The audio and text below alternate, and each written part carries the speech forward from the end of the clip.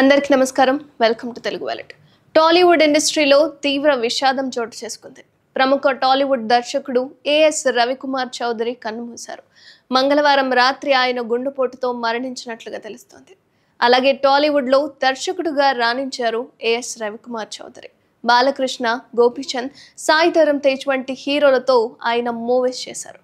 ప్రస్తుతం దర్శకత్వానికి దూరంగా ఉన్న ఆయన హఠాత్ మరణం తెలుగు చిత్ర పరిశ్రమని కలిచివేస్తోంది. ఆయన మృతి పట్ల ఇండస్ట్రీ దిగ్భ్రాంతిని వ్యక్తం చేస్తోంది. అయితే గత కొంతకాలంగా ఏఎస్ రవికుమార్ తన కుటుంబానికి దూరంగా ఉంటున్నట్లుగా తెలుస్తోంది. ఫ్యామిలీలో గొడవలు ఉన్న నేపథ్యంలో చాలా కాలంగా ఒంటరిగానే ఉంటున్నారు ఏఎస్ రవికుమార్.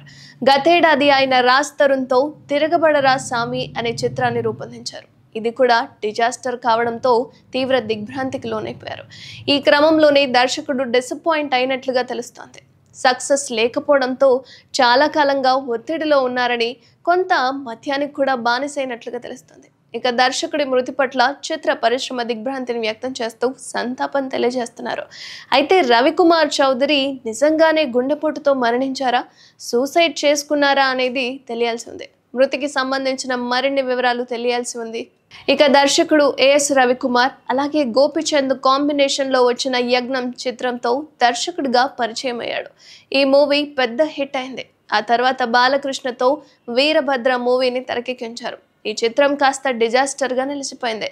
ఇక సాయి ధరమ్ తేజ్తో పిల్లా నువ్వు లేని జీవితం మూవీని రూపొందించారు ఏఎస్ రవికుమార్. ఇది బాగానే ఆడింది. ఇక ఆ తర్వాత నితిన్తో ఆటాడిస్తా సినిమా చేశారు. ఇది కూడా కాస్త డిజాస్టరే అయిపోయింది. దీంతో దర్శకుడిగా చాలా గ్యాప్ తీసుకున్నారు ఏఎస్ రవికుమార్.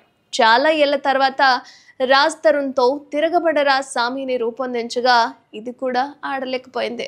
దీంతో ఆయన మానసికంగా కుంగిపోయినట్లుగా సమాచారం ఉంది.